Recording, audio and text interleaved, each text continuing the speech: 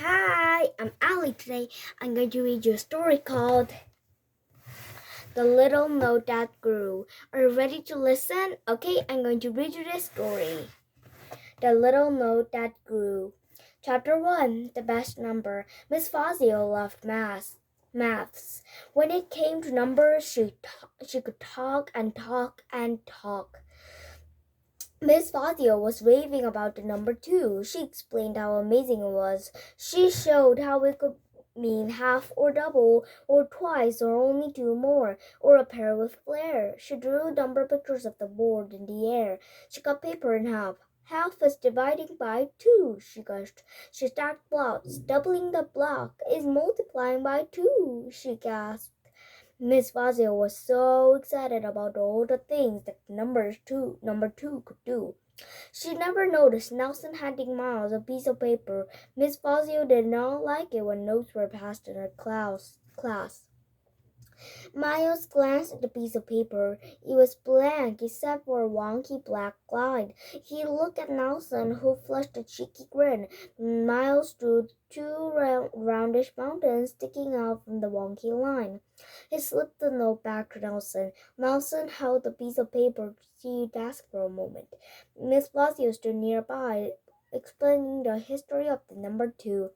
Nelson listened carefully that when he had the chance, he stole a glance at a piece of paper, but he didn't see a line and 2 roundish mountains. He saw the letter B, and Nelson was amazed.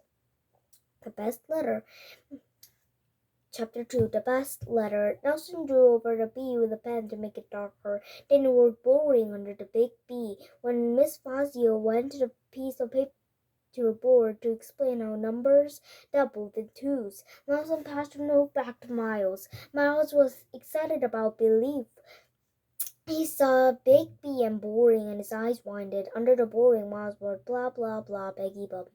He knew he couldn't keep the piece of paper to himself. It was like a hot potato. He flicked the note back to Nelson as Miss Fazio drew the lovely curve of the number 2 on the board.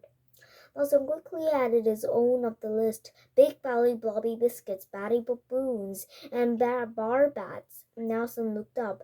He needed more B words, but his brain got clanged to health.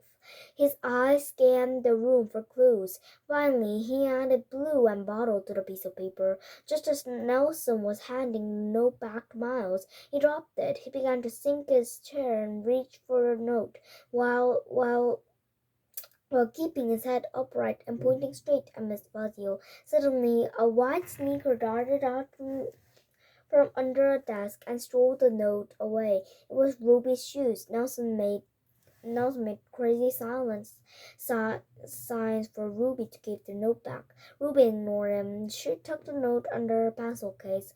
"I hate your friend, Nelson," said Miss Fazio. Chapter 3 The list blossoms. As Miss Fazio listed famous people who loved the number 2, Ruby read the growing list of B words. She added her own: behind, behave, and bad breath, brown bear. She handed the note to Ming. "Add any B words you can think of," she whispered, "and then pass it on." Miss Fazio saw Ruby whispering. "Is there a problem, girls?" she asked. "I was just asking Ming if I could borrow a basic blue biro," fibbed Ruby. Ming hid the note under a maths book, but soon added her own words: bogus, band badge, buffalo, bacon, and barking bagpipes. She slipped the note back to Brooke and Beatrice.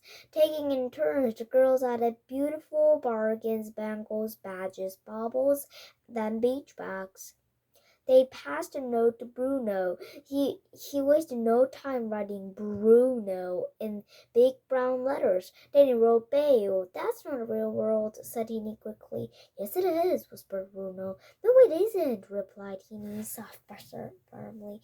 "It is," Bruno insisted, a little too loudly. "Is there a problem, Bruno?" asked Miss Fazio. The class glared at Bruno. Bruno shook his head. "No, miss." "Well, that's enough about the number 2 for a while," said Miss Fazio cheerily. She looked quite exhausted. Please turn to your please Please turn to page 73 out of your workbooks and complete 2 pages on your own. As everyone flicked through the notebooks, Keeny grabbed the note from Bruno. She began to write her own words: badger, bedazzle, and blab blab. Blab blab is not a word, said Bruno. Yes, it is, snapped Keeny. Bruno, interrupted Miss Fazio. Would you like to tell me what you're talking about? I'm sure it's fascinating. Not really, Miss Fazio, replied Bruno, looking down at his workbook. Keeny pretended to write in the workbook, but she really added words of the bee list: banana, bonnie, Bruce, burping buttons, bracing breeze. Then she passed a note to Rahib. Looking up from his workbook, Rahib wrote Brianic on the sheet of paper. Then he added bubuk, which was his favorite bird. He knew no one in the class would know what a bubuk was. He was about to add at least 20 more words. Then her hand suddenly slipped down and snatched the note away. Chapter 4 Busted. What is this? Demanded Miss Fazio, looking at the long list of B words. Is this a note traveling around my class? Rahib did not look up. He simply stared at his workbook and nodded. I accept better from you all, Miss Fazio said, her forehead wrinkled with concern. You know how I don't like notes being passed around my class. Who started this? No one said a word. Miss Fazio waited and waited for someone to speak. Time stood still. Finally, Nelson spoke. It was me, miss. Thank you, Nelson, for being honest eventually, said Miss Fazio. As homework tonight, you are to turn this little note into a story. The story must use as many B words as possible. But, cried Nelson, Miss Fazio silenced Nelson by raising her hand. Save the B words for your story, Nelson. Here is the list you started, she said, handing back the note. It might be helpful. I can't have my class time being a total waste. Yes, miss, sighed Nelson. Late at night at home, Nelson brainstormed the story. His brain went berserk thinking of B words. But once he had begun, he didn't stop writing until the story was finished. The next day, he dropped the story on Miss Fazio's desk before the school bell rang. Nelson's story, Beware of the Burping Bad Breath Brown Bear, by Nelson. Before breakfast, the bad breath brown bear began biting chunks of blackened banana butter and buckwheat biscuits. The biscuits filled his big belly but made him burp. The burps were beastly.